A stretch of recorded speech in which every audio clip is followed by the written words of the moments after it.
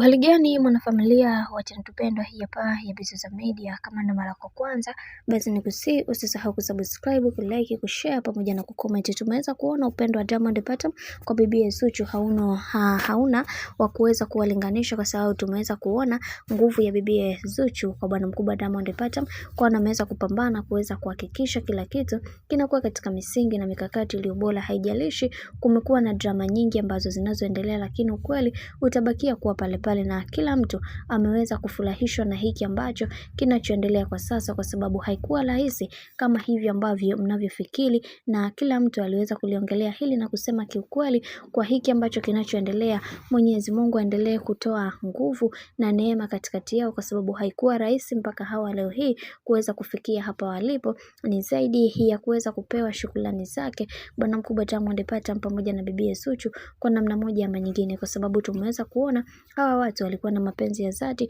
kutoka moyoni, lakini zilikuja mambo mengi kutaka kuweza kuwatenganisha, lakini mambo ya hapa na pale yameweza kuzuiliwa na baadhi ya mioyo yao hawa watu wawili, na kila kitu tumeweza kuona kimekwenda kuwa sawa. Hili jambo limeweza kufanya watu wengi waweze kufurahia zaidi, na wengi wao waliweza kufunguka na kusema tunatamani sana kuweza kuwaona kila siku wakinawili katika maisha yao, kwa sababu watu wamekuwa wakiwadhihaki na kuwafanya waonekane si watu wazuri, na tunaelewa ni kitu gani ambacho kinachoendelea, kwa sababu kila mtu anatamani sana kuweza kupata ile nafasi ambayo waliweza kuikosa kwa muda mrefu watu wengine kwa bwana mkubwa Diamond Platnumz. Na leo hii tumeweza kuona furaha yake bibi Zuchu inazidi kupamba moto baada ya yale yote kuweza kutokea katika maisha yake. Bwana, mambo ni mengi sana juu ya hiki ambacho kinachoendelea sasa. Mimi naomba nikusihi kitu kimoja, kama ndo mara kwa kwanza kufuatilia channel tupendwa hii hapa